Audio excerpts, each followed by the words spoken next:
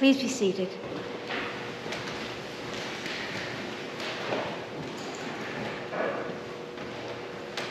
And the light shone in the darkness, and the darkness comprehendeth it not. Darkness and light to thee are both alike. And why do you look for the living among the dead? He is not here, but he has risen.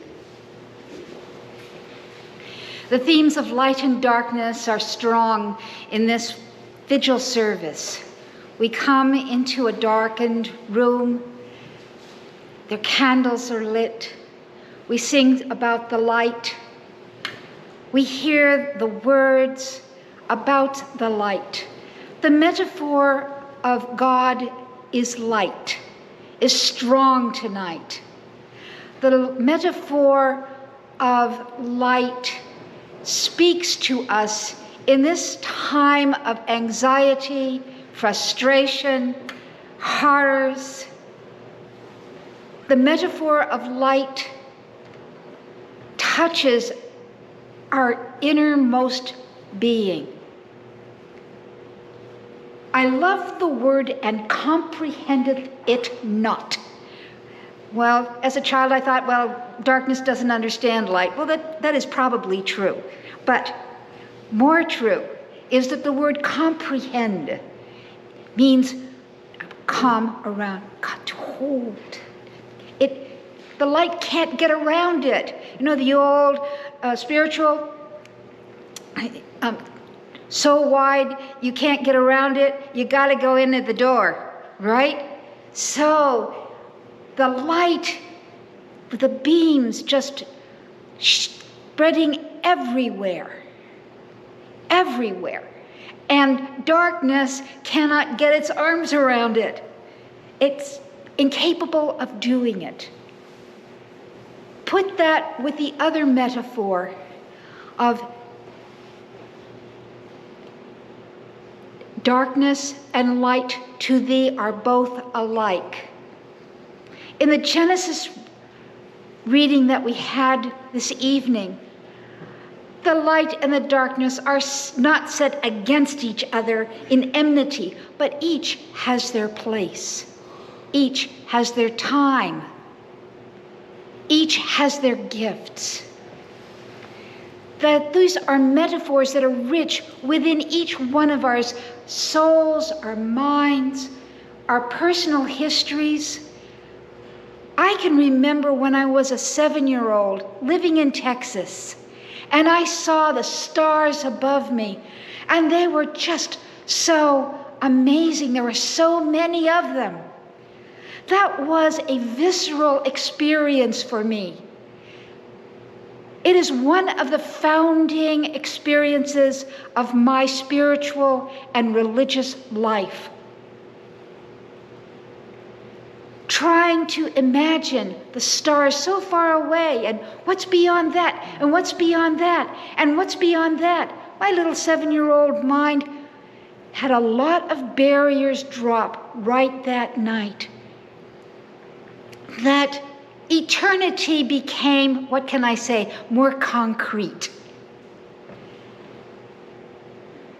And when we bring our own experiences of light and darkness, our understanding of the darkness of the darkness of the senses as God's way of getting us to let go of our dependence upon being secure in our faith, or being sure that we know what we know, or that our senses, if we don't feel God, does that mean we've lost God? And the dark night of the senses helps us to let go of that and grow deeply, so that the mystery, and I'll tell you, mystery resonates with darkness with me. The mystery of the darkness grows in my heart, and I learn to trust God. The Triduum, the 3 days, are a time when the light is shining in the darkness. I could say the darkness is shining. Wow, okay, maybe I was just inspired. Where we come into a time when the universal becomes the particular. A particular person suffered needlessly, stupidly, legally, suffered and died and was buried. And in that particular person, something happened. My personal spirituality is drawn towards the Gospel of John. It's just me. And when Jesus says, "It is finished," and sighs, he is giving his life-giving spirit to the world. And when his side is pierced, the blood and the water flows. That's John's way of saying the sacraments, baptism, and the new covenant, the wine of the new covenant, invites us into new creation, that we become participants in new creation.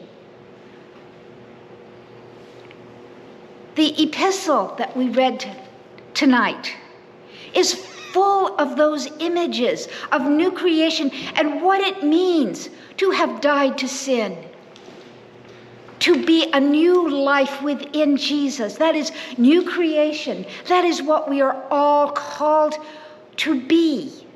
That is what we are all drawn into, nurtured, so that we can mature within that faith, within that trust in God no matter what. The message of the cross and resurrection is evil and death do not have the final word. In this world, it seems that evil and death too often have the final word. But we as Christians affirm, no, God has another word. God has a word of life for us. God has a word of new ways of being with each other. The new commandment to love each other, to serve each other. That is why we are here on this earth, every one of us, that we may share God's abundance, God's abundant love. One of the great themes of Holy Saturday has been the harrowing of hell. And that's a particular favorite of mine with the iconography. There's Christ at the gates of hell, and the iron gates have been smashed down, and he's maybe stepping on them, but there may be a demon underneath it, and he's grabbing Father Adam and Mother Eve and bringing them out of death into life. It is not too much of a stretch to say that that is our vocation, to help to grab the hands of those who are in their own personal hells and help to lift them out of it into a life of love, a life of caring for each other. It is not a stretch of the imagination to say that this may be Jesus' final word to us, his best word to us. Final as in teleos. Thank you for that teleos reminding us. Ending, its completion. And in the original meaning, it was the meaning of something, seen. The end and the beginning, Alpha, Omega, shown together. as a unity. This may be our Alpha and Omega, drawing other people out of their pain, their alienation, their loneliness, their despair, whatever is their hell. And we can do this. Each one of us can do something about this. Each one of us can be Christ for that person and for each other, and please God, for ourselves. Today, on this holy night, as we celebrate in darkness all around us, believe me, the cars going by, they know the lights here. May you be blessed. May Easter joy fill your hearts and your souls. And may you find in your service of others Christ himself alive, Christ himself blessing, Christ himself light, Christ himself love.